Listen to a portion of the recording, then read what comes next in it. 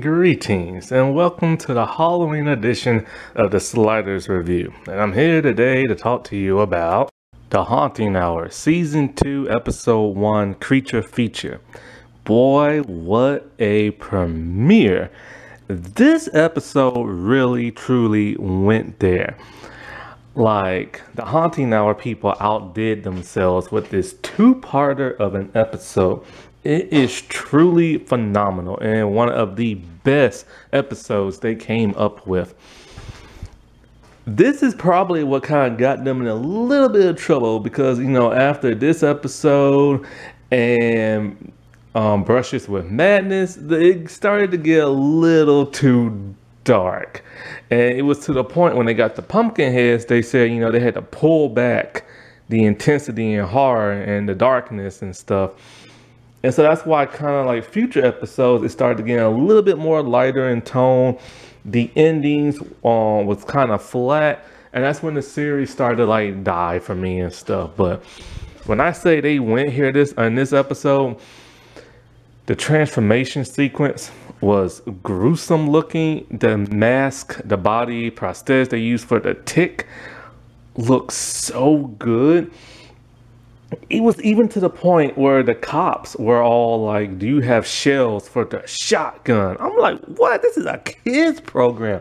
Not to mention the teenage boy who gets turned into a tick actually got shot by a gun. And they showed him in a slink towards the end. I'm like, holy crap. They went there with this episode. Like, I could not believe it. This is supposed to be an R.L. Stine kids horror show of all things. And so one cool thing about this episode, it features like cast from the first season. So it was a great callback, recycling the cast. The only new member was John. I don't remember him from any episode from the first season. But then again, I might be mistaken. I have to go look back. But I really don't remember him from anything. And so the actress who plays Marjorie, she was in Ghost Stare or Ghostly Stare. The actress who plays Sarah, she was the best friend in Wrong Number. The guy who plays Nathan and Dr. Mangle, they were both from Dead Body. And the father scientist, Dr. Wright, he was the father in The Walls. And so, yeah, I'm pretty much sure I got everybody like, yeah. So, like, yeah, they were all from like the first season and different episodes, really good episodes and stuff, and they brought them back. I think John is the only newcomer here. And so basically what was so cool about this is that it was modern day stuff, but they also put it back in those old like 1940s, 1950s, like horror movie type stuff. Like, you know, those old classics when you have like a teenager making out in the woods and then all of a sudden like they turn into like a monster, like a fly or some type of werewolf or something like that. It's one of those old school things. And so John, he is a huge movie buff of horror movies, but classic older horror movies. His favorite movie is I Was a Teenage Tick. And like, it's extremely old school. Like, you know, like the girl wears one of those extremely long cheerleader like skirts that goes all the way down to your ankles and stuff. And so him and his friend Nathan are supposed to have movie night. It's like Friday night. They're in high school or middle school. It's never really said, but I think they're in high school. Yeah, high school. And so they're like two nerdy guys, right? And so when Nathan shows up, he shows up with a girl, a hot girl, Sarah, the one from Wrong Number, the best friend. And here she plays a mean girl, or at least in the first part and stuff. In the second one, she's a lot nicer. And so she's there, and you know, Nathan, well, first John's kind of like, you know, what is she doing here and stuff. And Nathan's all like, dude, she wanted to hang and everything. And like, she wants to go down to the beach and stuff. So like, come on. And he's all like, no, man, we're supposed to have movie night. And he's like, man, like, how often do we get invited to stuff like this? And he's like, never. We don't hang out with people like this. He's like, yeah, but this is a time for us to finally do that and everything. And so John wants to know what's up. And then so basically Nathan tells him she just broke up with her boyfriend. But she wants to hang with him. It's kind of odd that girl who's like, you know, on the top of the social ladder want to hang out with somebody who's on the bottom. But that's kind of cool, you know what I'm saying? And so John's really upset. He's all like, well, if you want to like go to the beach, we have beach horror movies and everything, and we can like watch them here. And so she's copping the attitude at this point, and she's like, no, I want to go to the beach. I just got my license. My dad let me use his truck. And so she wants to hang and, you know, hang with the other kids, and Nathan wants to make out. And so John goes in a way. He does not want to, but he does. And so while on the car ride, John is getting on everybody's nerves, all like, you know, if we turn back now, we can like we can watch the movie and everything like that. And she's like, no. And everything. And so, you know, I felt bad for John because it's kind of like he's not used to going out, hanging out with other kids in his school, partying, stuff like that. He likes to do fun, nerdy stuff that's fun to him. So he's out of his creature zone and stuff, you know? And so, like, as they're driving, even John is starting to get on Nathan's nerves and everything. Because Nathan, you know, even though he's a nerd and he likes being a nerd, he also wants to be a cool kid too, you know? And so as they're driving, they stop at like a stoplight. Now, one thing I hate about the driving scene is that's my only complaint about this entire episode. It's old school where, like, you know, it's a complete black screen, and, you know, the car, they're like pushing the car, trying to make it move, pretend like it's moving, the lights behind it, and you can tell it's just complete empty blackness around them, and it's just weird and awkward. But I understand because they're actually teenagers playing teenagers, and they don't want them to get hurt driving a real car. But it's ironic because they had teenagers driving another car in Pumpkinhead. But anyway, so as the light finally changed and stuff, no, it was about to change. But then John spots a drive-in theater, which he's never seen there before. And so he's all excited and he literally hops out the car. So Sarah is extremely pissed and wants to leave him, but Nathan's like, we can't do that and stuff. And so like they chase after him, but they can't find him. It's foggy and everything. So they finally catch up with him, but then he runs into the snack place, and so like they have to chase after him. By this time Sarah is very frustrated and Nathan is getting very agitated, so they follow him into the snack bar place, and like when they go inside they realize that all the posters on the movie theater are the same one in John's room, old school movies and stuff. So now John wants to go to the projector room and he runs off, and they have to like chase behind him and stuff. And it's weird because this movie theater literally came out of nowhere. They've never ever seen it like before. And so when they go into the projection room, John is amazed. He's like, everything's all digital now, and this is like old school projector, old school like film reel and everything, and it's already set up. He thinks it's almost like it's set up for them to find this magical place. And so all of a sudden the projector starts playing by itself, and the movie is playing is I Was a Teenage Tick and everything. And so they think that's kind of weird. The movie they were supposed to watch is now all of a sudden like already set up for them to watch and everything. And so they're all like, let's go. They turn their back and John has completely disappeared. They have no earthly idea where he went. And they look out the window and they know he couldn't went out the front door. So where is he? So then they look out the window and they can hear his voice. He's inside the movie. So they race out to their car and they put the little speaker box there. She has no idea what that is because that's very old school. Like, you will rarely see a drive-in theater. I think we might have had one in our city at one point for nostalgia's sake, but then they got rid of it. At least that's what I heard. I have no idea. And so he's amazed he's inside the movie and he's having a trip. And so, but the other two are just like freaking out. They're like, how did you get inside the movie? And he's like, I have no idea. And so one thing they noticed about the projector, when it was playing, the cord was unplugged. It's some type of weird magical projector. And so John's interacting with the cast. He meets Marjorie and everything. Boy, that actress who plays Marjorie is playing it up to a T in the old 1950s style and everything. And so her dad is talking about like science with John, and he tells him you can't trust like Dr. Mango because he's like a mad scientist and everything.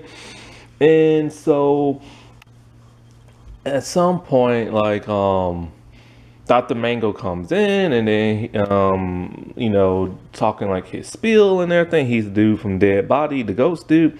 And so John starts walking around and he's inside Dr. Mango's laboratory and he's just so amazed. And so the other two have no idea how they're going to get John out. So they realize, you know, what if we just cut the film? Like, what if that like gets him out? So they start looking for manicure scissors in her purse, but they can't find them. But they find her dad's box cutter in the car. She's all like, "Oh, lucky dad." And I'm just like, wait, hold up. Did the dad just leave it there because he needed to use it for himself? Or did he give it to his daughter to defend herself against the boys? It's never really implied. And so, like, but before they can even go in there, a cop shows up. And the cop, he's just kind of like, what are y'all doing here? Now, here's the thing. This movie theater does not exist. It came out of nowhere. He should know that they don't have nothing like that in town, but he doesn't really question it. He's kind of like a dopey cop. And so they all go into the projector room to, like, you know, show him, like, what's up and stuff. And so he's all like, see, this is my friend. He's inside the movie. And so John's like sneaking around in the window in this house. And he's all like, is your friend a peeping Tom? And I'm just like, dude, he's in the movie. Like, theater, why aren't you questioning this? And so the cop touches the light part of the projector and he gets sucked in. So now they know how John got in. And so they're scared. And at this point, John has been kidnapped by Dr. Mango along with Marjorie.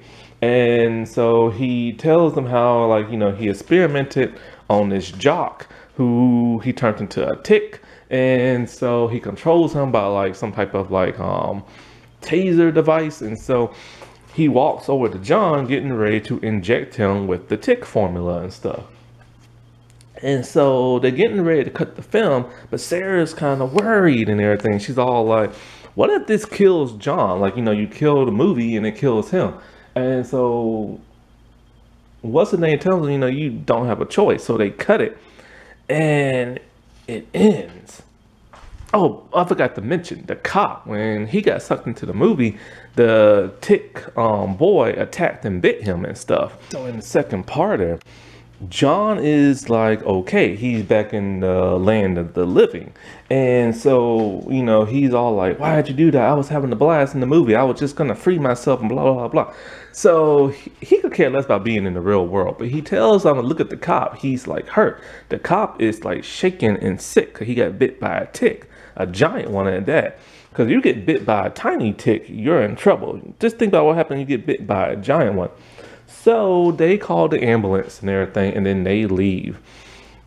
When they get back home, John is acting very, very oddly. He's starting to have like nightmares and stuff. And so the next morning when he wakes up, he's drowsy and completely out of it. He has like a gazy eye look and stuff. And Nathan calls him worried. He's all like, dude, check the newspaper. You have to see this. So John is kind of like stagnant, just like walking around the house trying to eat, like get himself some cereal. He is out of it, like completely out of it. And Nathan tells him that that cop that went to the hospital, he has no memory of the night before, like none of it. Not the movie theater, not going inside the movie, not getting bit. But then he said when the ambulance picked him up, they found him in an empty parking lot, no movie theater whatsoever. And so he thinks that's really weird. He also lets him know that him and Sarah bonded. They don't say how they bonded, but you can use your imagination. But then at this point, John is so hungry, he eats an orange, but he bites right into the hurl. He spits it out because it's like disgusting to him. And he doesn't understand why normal food tastes so nasty to him. Then as Nathan is talking to him on the phone, he just completely drops the phone and goes outside in a zombie-like state. He smelt something. He smelt a dog. He walks over to a lady walking her dog, and he's freaking her out by how he's staring at her. So then he picks up the dog and he just starts sniffing the dog, and the lady is outraged, talking about, you don't do that to other people's dogs. And he's all like, but your dog smells so good and everything. So he goes back in the house, and one of the grossest things happens. There's like some type of claw type thing growing underneath his fingernail. He's wiggling the claw and they're showing the wiggle of it. Then he takes his finger and he completely pushes to the side his actual fingernail. It is gross. It is disgusting. That is the furthest they ever went with the gross factor of an R-rated movie and stuff. So then Nathan and Sarah comes over to his place because they're worried about him. Even Sarah's worried. At this point, she's nice now because she's starting to really like Nathan. And so when they go into his place, they can't find him. Where is he? On top of the ceiling, half transformed. His face is gruesome looking. Drool is coming out his mouth and dripping to the floor next to their where they're standing at, but they don't see it. They leave and go to the beach and everything. He jumps down off the ceiling and he's just growling and screaming in agony and pain because his inside again twisted and turning. See, he got injected with the serum off screen when they had cut the film and stuff. His growls and screams are terrifying. Next thing you know, when they're looking for him, they go to like one of his favorite spots. This type of like supply store that has like old school comics and stuff like that. He's not there. The cops show up and they're passing out flyers. They say that, oh, because this is what happened. There's a girl or her mama, they're on like a swing set in the park. In comes John, completely transformed as a tick, and scares the piss out of them. So now the cops are looking for the sketch of a supposed boy wearing a tick mask. Nathan recognized the sketch of the shirt and says, you know, he bought John that shirt. So they know it's John. He must have got transformed. So they're going to head back to the movie theater that night. But first they get some supplies. So when they go back, they're looking for John in the movie theater. They suspect he'll be there because why? Dr. Mango has an antidote in his laboratory. And of course, John and Nathan knows that. So as they go into the movie projector, they're being spied on. It's Nathan. He attacks both of them, but Nathan's able to like make him back off by having like fire. He has one of those fire starters you use for a grill. Not much flames, dude, but it's enough to scare him and stuff. They can't use real big flames because, you know, they don't want to hurt nobody on set. So anyway, that's another lame part. Actually, I have 3 complaints. First was the driving. Second is the flame. And I'll get into the next one a little bit later. So she uses tape to slice the film. And then so once it's sliced, he grabs both of their hands and then she touched the light of the projector. Now they're back inside. They're in the laboratory. Marjorie's doing her scream. Boy, when you get to the ending of the first movie and the ending of the second, episode, the way Marjorie screams is classic. I love it. This actress deserves a lot more than, the show she's been in, because she's barely been in anything. I've said this before. She was really good in all 3 episodes that she's ever appeared in The Haunting Now. Oh, who directed this? The guy who played Jerry from Wizards of Waverly Place, the dad. And what's even cool is that Emma, the girl who plays Marjorie, both him and her was in like another episode of The Haunting Now where he plays Cupid, a dark Cupid. And so now everybody has been tied up by Dr. Mango and they're on the gurney beds, getting ready to get injected. John is in the cage and the other tick person, the boy, he's out and about and he's kind of like the muscle. So when Marjorie's about to get hurt, John whips into action, busts open the cage, and both ticks fight. It's a very lame choreographed fight. The noise that the tick make is kind of weird. It sounds almost kiddish. I guess they had to make it light, humorous for the little kids. The fight is so lame, that's my third complaint. So what's weird about this is the person who plays the tick in both John and the boy are the same actor. But they also have a stunt tick. So of course that's the one who's doing the fighting but why didn't the other dude just play the other tick? I don't know. Anyway, the tick boy kicks John in the nuts, and it was the funniest line. They're all like, oh right, and she's all like, does he even still have those? I can't believe they're saying this on a kid's show. But anyways, so John is completely out of it after getting kicked down there, and so Sarah has had enough and still tied to the gurney. She kicks the table and it bumps into the tick boy.